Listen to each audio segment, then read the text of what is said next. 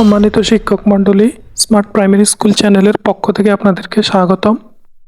প্রাথমিক বিদ্যালয়সমূহের 2024 সালের জানুয়ারি two June প্রথম 6 মাসের উপবৃত্তির যাবতীয় কার্যক্রম ইতিমধ্যে সম্পন্ন হয়েছে এবং 6 মাসের চাহিদা ইতিমধ্যে অনুমোদন করা হয়েছে।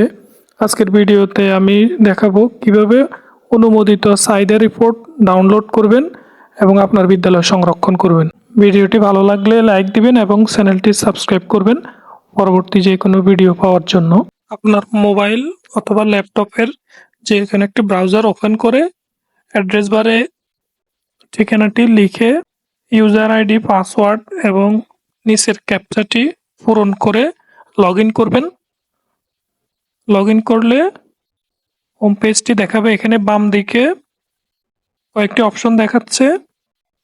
নিচের দিকে চাহিদা এই অপশনটিতে ক্লিক করলে নিচে অনুমোদিত চাহিদা, এখানে ক্লিক করলে আপনার অনুমোদিত সকল চাহিদা এখানে দেখাবে। প্রথমে 10টি দেখাচ্ছে।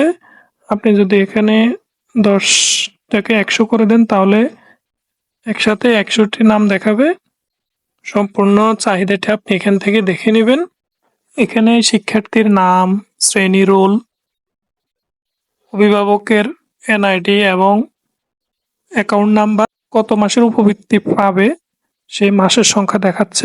এই অনুমোদিত চাহিদা রিপোর্টটি ডাউনলোড করার জন্য আপনি রিপোর্ট অপশনে যাবেন। সেখান থেকে চাহিদা রিপোর্ট এখানে প্রেস করলে ডান দিকে রিপোর্টের ধরন নির্বাচন করবেন, চাহিদার বিস্তারিত তথ্য এখানে ক্লিক করে চাহিদা প্রতিবেদন তৈরি করুন এখানে প্রেস করলে সম্পূর্ণ রিপোর্টটি ডাউনলোড হবে।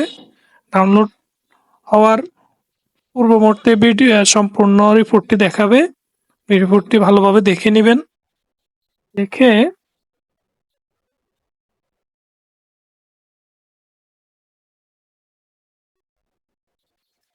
ডান দিকে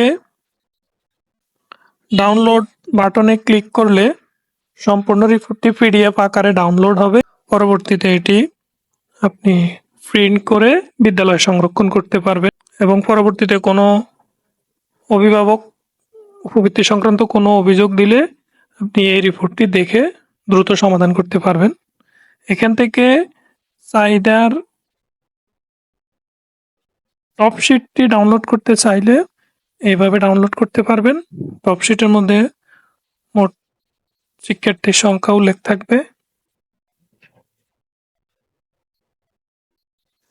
ডাউনলোড হয়ে গেলে পরবর্তীতে উপরে এখানে ক্লিক করে লগ আউট করে সাইটটি থেকে বের হয়ে যাবেন।